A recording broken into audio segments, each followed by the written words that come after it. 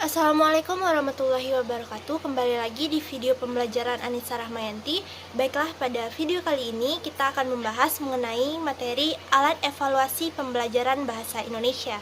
Baiklah, sebelumnya perkenalkan, nama saya Anissa Rahmayanti dengan NIM 19016070 dari Prodi Pendidikan Bahasa Indonesia. Baiklah, pada video kali ini guna memenuhi tugas dari mata kuliah Perencanaan Pembelajaran Bahasa Indonesia dengan dosen pengampu Dr. Randol Ermawati Arif, MPD. Baiklah, seperti biasa, sebelum kita masuk ke dalam pembahasan materi, kita perlu mereview apa saja materi yang akan kita bahas pada kesempatan kali ini. Dalam tema alat evaluasi pembelajaran bahasa Indonesia, materi yang pertama ada apa saja yang dimaksud dengan jenis dari alat evaluasi. Yang kedua adalah alat evaluasi dalam pembelajaran bahasa Indonesia. Dan yang ketiga adalah bagaimana persyaratan dari alat evaluasi itu sendiri. Nah, untuk tidak memperpanjang waktu, kita langsung masuk saja kepada materi kita yang pertama, yaitu jenis alat evaluasi. Nah, jenis alat evaluasi ini secara keseluruhan teknik dan bentuk dari alat evaluasi dapat dibagi. Yang pertama adalah teknik non-test. Dalam teknik non-test ini terbagi ke dalam beberapa bagian. Yang pertama ada angket. Angket adalah suatu pengertian dari alat pengumpulan data yang berupa serangkaian pertanyaan yang diajukan kepada responden untuk mendapatkan jawaban. Hal ini selaras dengan yang dikemukakan oleh Indi Dicure pada 1985 yang menyatakan bahwa angket adalah suatu daftar atau kumpulan pertanyaan tertulis yang harus dijawab secara tertulis pula. Nah, yang kedua ada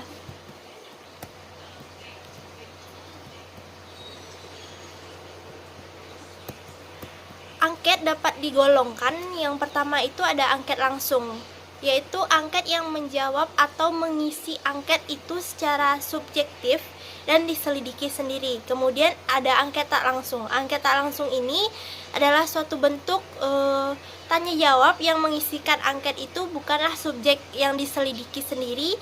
Berdasarkan bentuknya, angket yang dibedakan menjadi dua, yaitu ada angket terbuka dan angket tertutup. Berdasarkan atas aspek-aspek kepribadian yang diselidiki, angket dapat dibedakan menjadi dua, yaitu angket umum dan angket khusus. Ketentuan-ketentuan angket yang pertama adalah bila lokasi responden jaraknya cukup jauh, metode pengumpulan data yang paling mudah adalah dengan bentuk angket. Yang kedua adalah pertanyaan-pertanyaan yang sudah disiapkan adalah merupakan waktu dan efisien yang sudah dipertimbangkan. Dengan adanya angket akan memberikan kesempatan mudah bagi responden untuk mendiskusikan dengan temannya apabila menemukan suatu kejanggalan.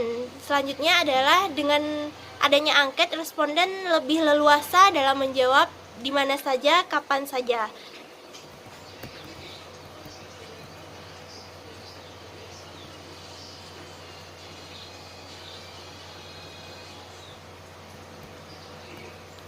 Yang kedua ada dengan teknik wawancara. Wawancara atau interview biasanya sering juga disebut dengan suatu proses komunikasi internasional antara dua pihak. Cara pertukaran yang digunakan adalah dengan cara verbal, non-verbal yang mempunyai tujuan tertentu dan spesifik.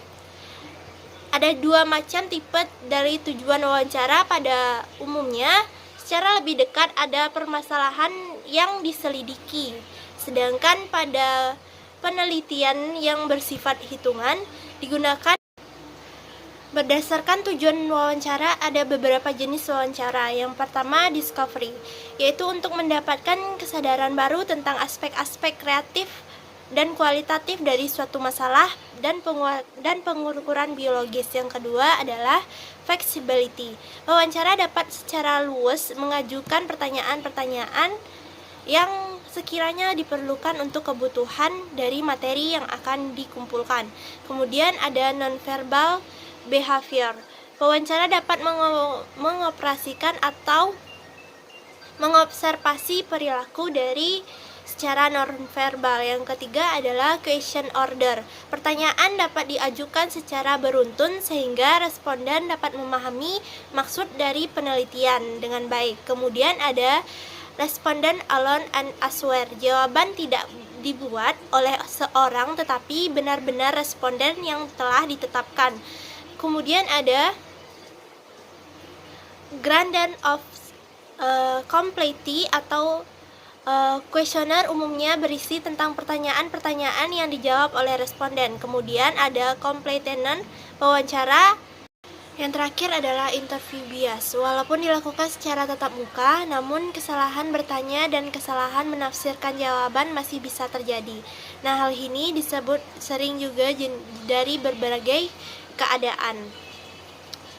Yang ketiga dari teknik non-test adalah pengamatan atau observasi. Observasi adalah metode atau cara yang menganalisis dan menggambarkan pencatatan secara sistematis mengenai tingkah laku dan diamati oleh individu ataupun kelompok langsung dari lapangan. Kelebihan dari teknik observasi adalah yang pertama, data yang dikumpulkan melalui teknik observasi cenderung mempunyai keadaan dan tingkat kualitas yang lebih tinggi. Dan yang selanjutnya dapat melihat langsung apa yang sedang terjadi dan sedang dikerjakan di lapangan. Dan yang ketiga dapat menggambarkan secara lebih data yang dikumpulkan menggambarkan secara lebih nyata keadaan di lapangan dan mengukur tingkat suatu pekerjaan dalam hal yang waktu dan sesuai dengan target.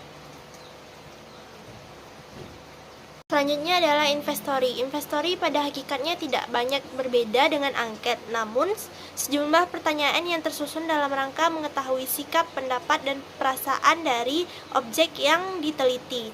Informasi umum telah disediakan dalam bentuk pilihan ganda dan yang harus dipilih. Kemudian ada daftar cek. Daftar cek ini, bila kita melakukan tes secara tertulis dan secara lisan, maka kebiasaan untuk mengukur kemampuan dari suatu kegiatan kognitif, misalnya. Yang kedua adalah teknik tes. Teknik tes terbagi atas yang pertama tertulis atau teknik ini adalah suatu prosedur yang sistematis dan objektif untuk mengukur dan memperoleh data-data atau keterangan-keterangan yang diinginkan oleh seorang peneliti dengan cara yang boleh dikatakan cepat dan tepat. Indra Kusuma pada 1993 halaman 21 dari pertanyaan dapat disimpulkan bahwa dalam teknik tes ini yang pertama, tes itu adalah hal yang hanya merupakan alat dan bukan merupakan tujuan. Yang kedua adalah alat itu telah disusun secara sistematis dan objektif. Kemudian yang ketiga, dengan adanya teknik yang tes telah disusun secara sistematis akan mempermudah untuk memperoleh hasil. Dan yang kedua adalah lisan. Tes lisan adalah teknik yang pelaksananya digunakan dengan mengadakan tanya jawab secara langsung dengan objek yang diteliti. Tes lisan terbagi atas dua, yaitu tes lisan bebas, yaitu pendidik dalam pemberian soal kepada peserta didik tanpa menggunakan pedoman yang dipersiapkan. Yang kedua, tes lisan berpedoman, biasanya menggunakan sesuatu pedoman yang telah tertulis.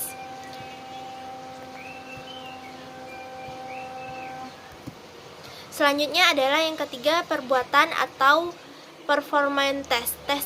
Perbuatan ini adalah didasarkan dalam bentuk lisan ataupun tulisan sesuai dengan tugas dan penempatan tes yang diperlukan. Tadi selanjutnya adalah alat evaluasi dalam pembelajaran bahasa Indonesia. Jenis alatnya yang pertama dapat dibedakan adalah ulangan harian, pemberian tugas, ulangan umum, dan perbedaan teknik tes dan non-tes yang sudah kita jelaskan di atas tadi. Kemudian jenis-jenis tes pengajaran bahasa Indonesia yang tes interaktif adalah tes secara khusus mengatakan salah satu aspek kebahasaan atau keterampilan berbahasa, melainkan suatu tes yang membutuhkan waktu tertentu yang meliputi beberapa aspek kebahasaan seperti keterampilan berbahasa secara sekaligus. 3. Tes pragmatik. Tes pragmatik mempunyai persamaan pengertian dengan tes kompetensi komunikatif. Keduanya menekankan kemampuan siswa untuk berkomunikasi berbahasa dalam situasi tertentu. Yang C, syarat-syarat evaluasi yang baik. Yang pertama adalah validitas, reliabilitas, 3 objektif, praktis kompatibilitas ekonomis, taraf kesukaran, dan daya pembeda. Sedangkan menurut Wina Sajana pada 2008 halaman 352 sampai 354 mengatakan syarat evaluasi yang baik adalah memberikan motivasi, validitas, adil, terbuka, berkesinambungan, bermakna, penyeluruhan, dan edukatif. Sedangkan menurut Daryanto pada 1997 halaman 19 sampai 28 membagi syarat-syarat evaluasi menjadi 5, yaitu keterpaduan, koherensi, pendekatan pedagogis, dan akuntabilitas. Baiklah, sekian pembahasan materi kita. Apabila ada kesalahan saya mohon maaf. Saya tutup video kali ini. Assalamualaikum warahmatullahi wabarakatuh.